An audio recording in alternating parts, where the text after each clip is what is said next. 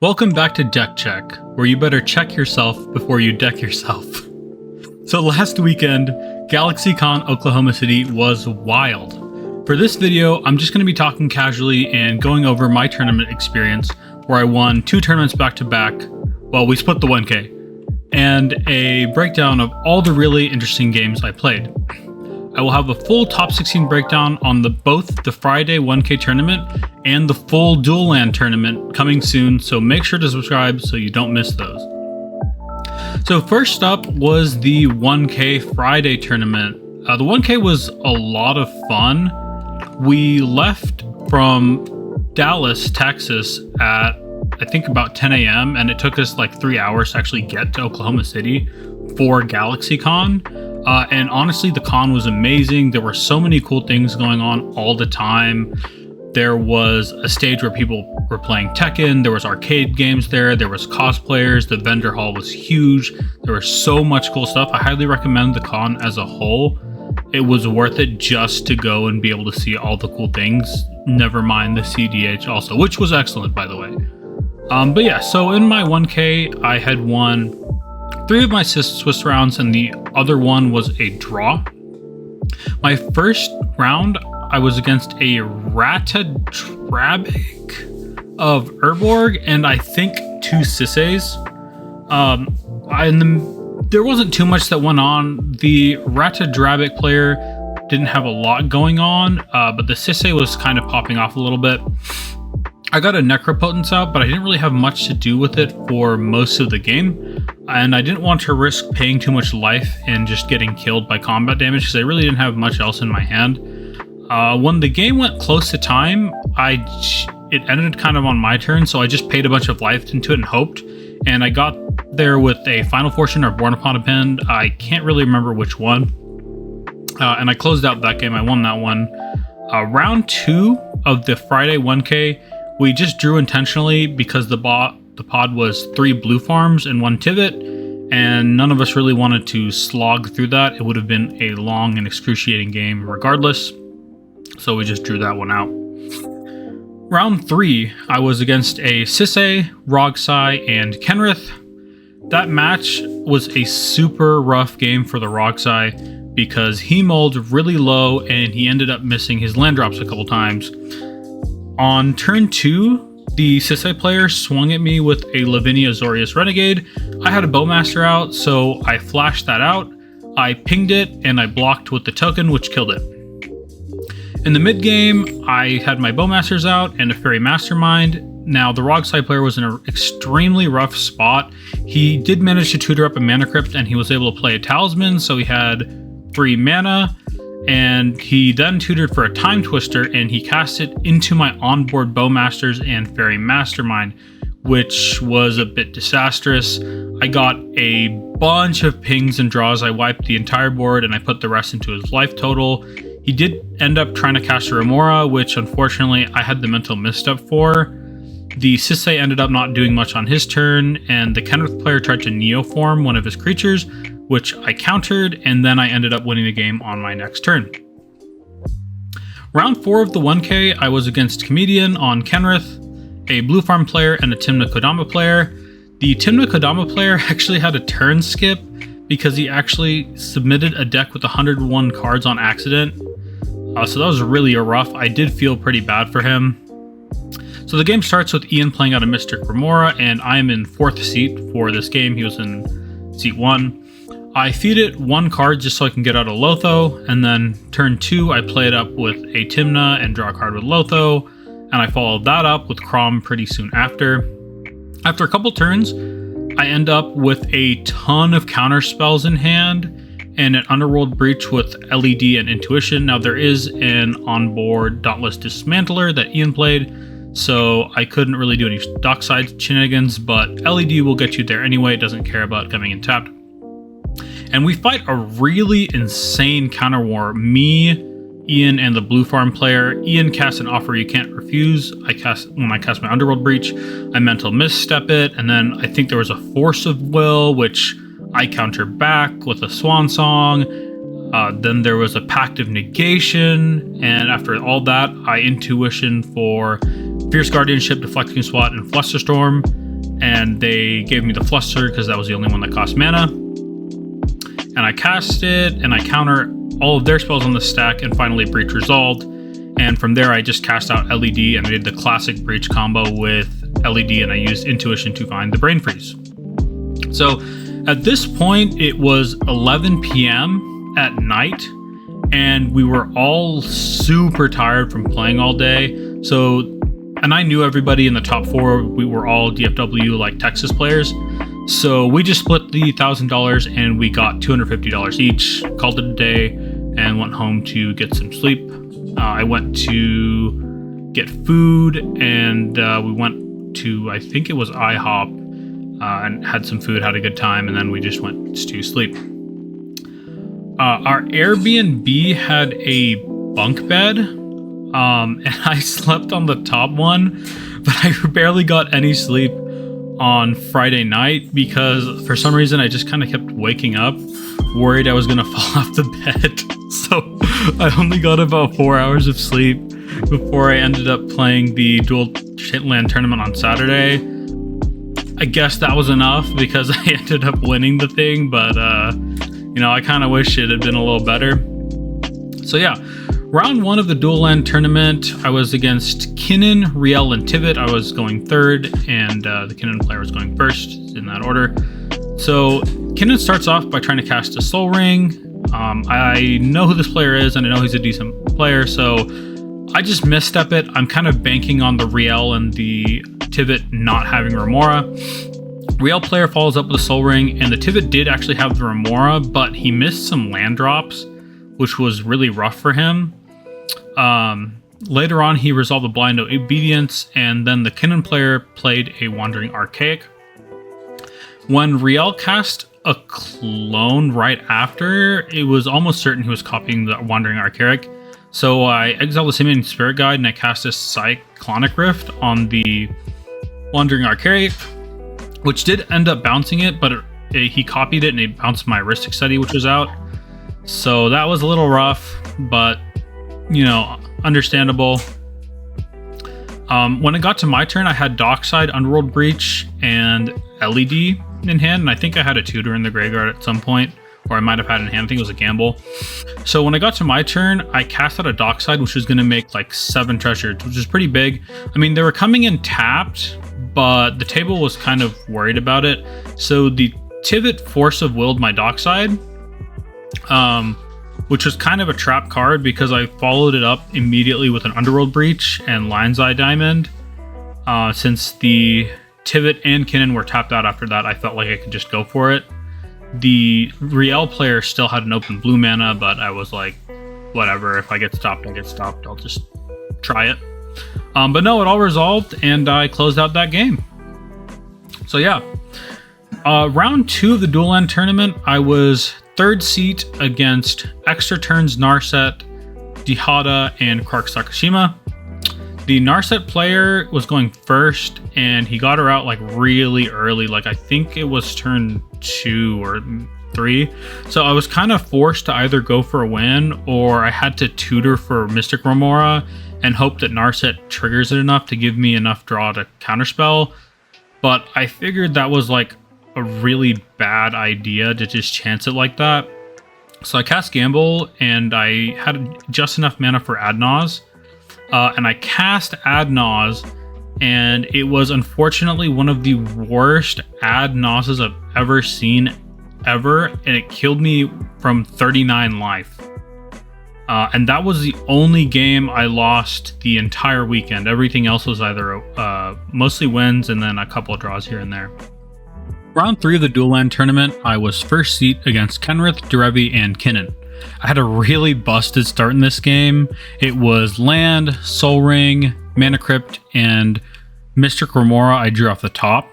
So after a couple of turns, I had a bunch of card advantage, and Necropotence plus Silence.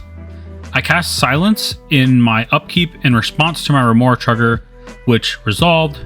I was then free to resolve Necropotence. I paid a bunch of life into it, and I won with Born Upon a Wind, letting me cast everything I drew, like my fast mana and my tutors. So closed out that game handily. And round 4 of the dual land tournament, we just drew because if we played, there was a chance that some of us wouldn't make top 16. But if we drew, it was guaranteed that everyone in the pod, almost guaranteed that everyone in the pod made top 16. So on to my top 16 match. This was a very, very, very difficult game. I was seat 3 against Rocco, Sisse, and another Sisse, with Rocco going first. Yeah, it was super hard. Both Sisse's and Rocco's presented wins multiple times, and I only had a couple pieces of interaction. So the problem in that game was if I stopped one player, and I absolutely could stop one player, but I could only stop one player, the next player had a very telegraphed onboard win that I would be able to do nothing about. So I had to tell these players like multiple times that, hey, I can stop you if you go for a win. If you do this right this second, the next player is just going to win the game. And you're throwing this away. At some point in the mid game, Rocco resolved this annoying creature that exiles instant sorceries from your graveyard if they go there. So that turned me off from Breach. For most of this game, I was completely stalled. I was barely getting 1 or 2 cards a turn cycle with Kraum and Tymna. Since Sisse and Rocco don't really need to cast very many spells at all, a lot of the time they're just spinning Sisse or playing one thing or playing their Sisse and just passing the turn. And I didn't draw any win conditions or even a tutor for win conditions until very, very late in the game, like the literal last turn of the game. And I was holding Mnemonic Betrayal for the vast majority of the game because there was simply nothing relevant in the graveyards. These decks weren't really playing a lot of fast mana or anything that they put into the graveyards or tutors. Like, it was a very, very stalled game.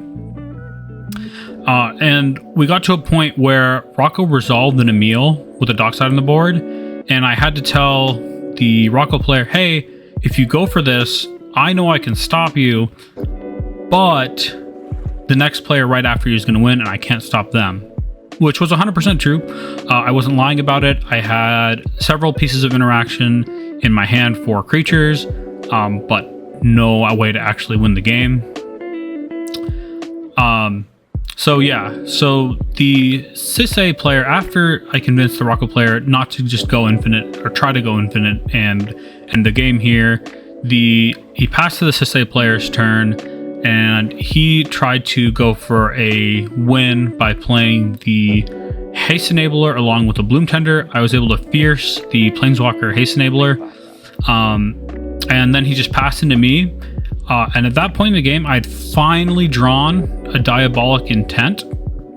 I used Diabolic Intent to cast Toxic Deluge and clear the entire board, and then I cast a Final Fortune and an Enlightened Tutor. So on my Final Fortune turn, the Enlightened Tutor got me a Wishclaw Talisman, and I was tutoring from my own dockside for a very interesting reason. So note, after this Toxic Deluge is resolved, there are now 2 docksides in the graveyard. There is an Emil and there's a Kinnan. So I played out my Mnemonic Betrayal, and I used my Wishclaw Talisman to tutor for my own dockside to increase my artifact count for docksides. I then cast my opponent's docksides and Kinnan, which gave me a bunch of mana, and then I cast my opponent's Emil and started infinitely flickering my dockside, and then I was able to make infinite mana of all colors, infinite treasures, and I was able to start paying it into my opponent's Kinnan until I hit Orcish Bowmasters, and luckily this was right on top of the deck, so I didn't have to spend like 10 minutes flipping through cards.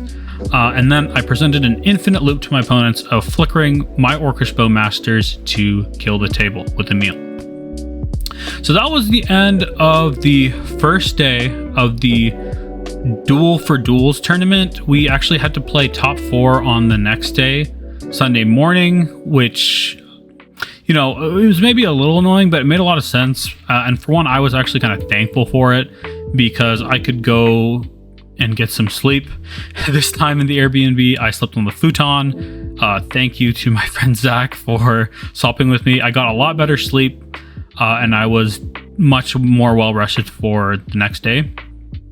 We didn't have a lot of time in the morning, so my friend and I stopped by Taco Bell for a breakfast burrito right before the top 4, and I made it a bit early, even with that, actually.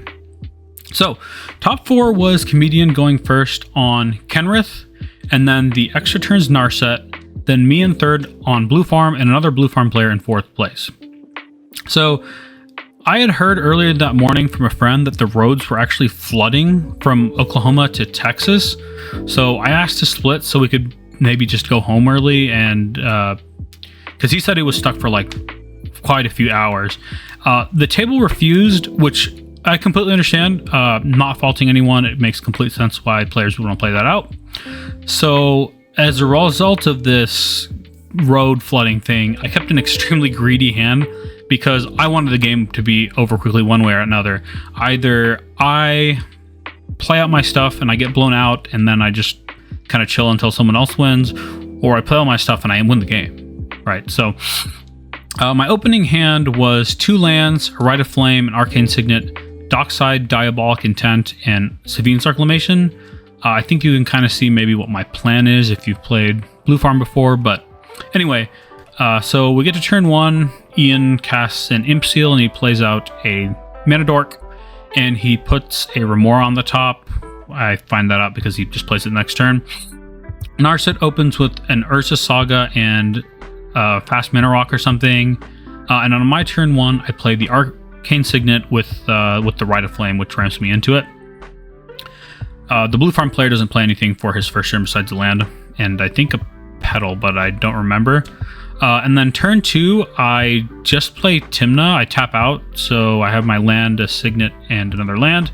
I just pass the Blue Farm player, and he goes for a Thoracle Tainted Pact win on turn 2, which thankfully, I didn't have any interaction, but thankfully Ian did have a Force of Will for it, and he had to pitch Ristic ID, which kind of hurts. But yeah, so on Ian's turn, he pays to keep Remora, and he passes. And we're all aware Narset is coming down on the next turn, because this was the last turn. I think this was turn 3. This is the last turn for Urza Saga. So we were thinking he was going to go and get Jeweled Lotus and get Narset out. But unfortunately, he got a Lava Spur Boots off of Urza Saga. And for those that aren't familiar, this is basically a haste enabler. And then he plays a City of Traders, so he has enough mana to both cast Narsets and equip the boots and then swing. So thankfully on his attack trigger, he missed any sort of extra combat or extra turn spell. He got a Jeweled Lotus, a couple of like relevant cards, I think they were lands, and then he also got a Get Lost. So he cast the Get Lost on Ian's Mystic Remora. Ian creates 2 map tokens, which actually helped me a lot in this game. You'll see why in a second. And after that, he just passed the turn to me. And at this point, most players are tapped out. Ian has like 1 Mana Dork up, but nothing really relevant. I proceed to attack someone with Tymna, and I had a Tymna trigger on the stack, and at that point I had a Mystical Tutor for turn, so I had to like take a second to just think about the Tymna trigger. But then I cast a Mystical Tutor to get Dark Ritual, which would give me enough mana to guaranteed combo out. I think I could have maybe got Pact of Negation there instead, and it would have still worked, but it was like a really high pressure situation. I was trying to count it out, and I don't know if I counted it correctly, so I just went for the Dark Ritual. I resolved Dockside Extortionist, which gave me 6 treasures. Yeah, so it didn't seem like anyone had any interaction left. And then I used Diabolic Intent, sacrificing the Dockside, and I got Underworld Breach. I then cast it, and then in response to me casting the Breach, Ian casts a Path to Exile targeting my Tymna, so I wouldn't be able to sacrifice Diabolic Intent and search for Brain Freeze and the game.